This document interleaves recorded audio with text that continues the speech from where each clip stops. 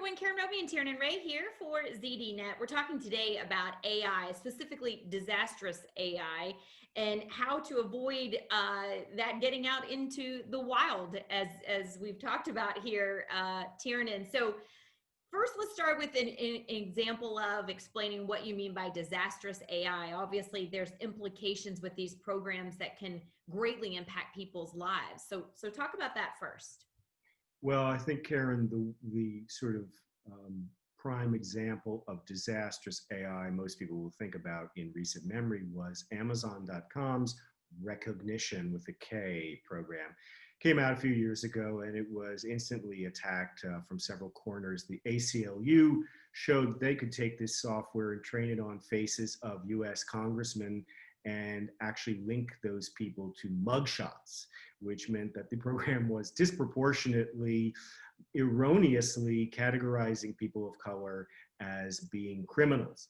So there was a moratorium put on these technologies in several cities, San Francisco, in Portland, Oregon.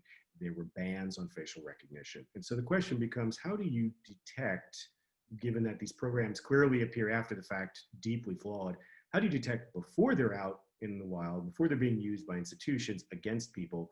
How do you detect that they have serious flaws, serious problems? It's a broad problem for AIs. How do you detect when it's in development that an algorithm has issues? And how do you know when it is safe to be put out into the world?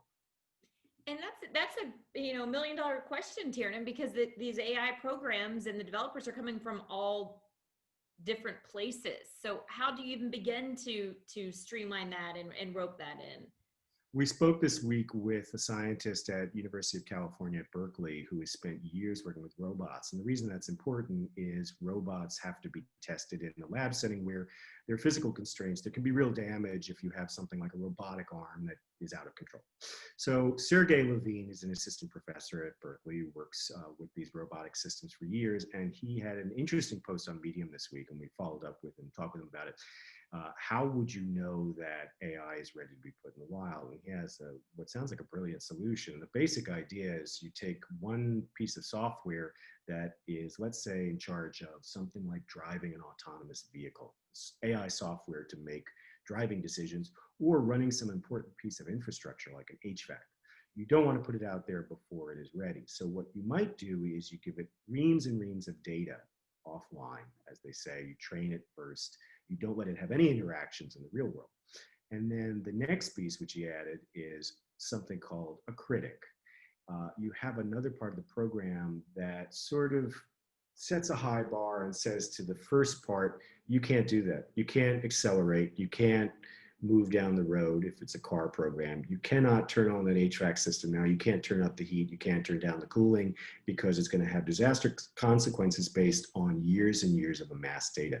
So you set up a kind of a gatekeeper in the form of this critic that supervises the first part of the program.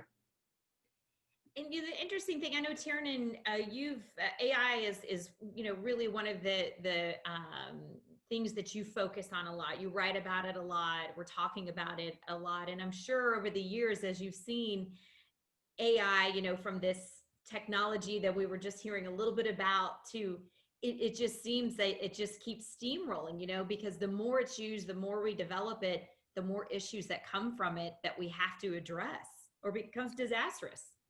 That's right. And what people are trying, like Levine, are trying to do now is to build into the programs considerations and guarantees that come out of some of these bad experiences to say, as part of the design of the program, let's think about how it has to satisfy what we would like it to do safely, rather than after the fact saying, well, it's out there now, and so we have a problem.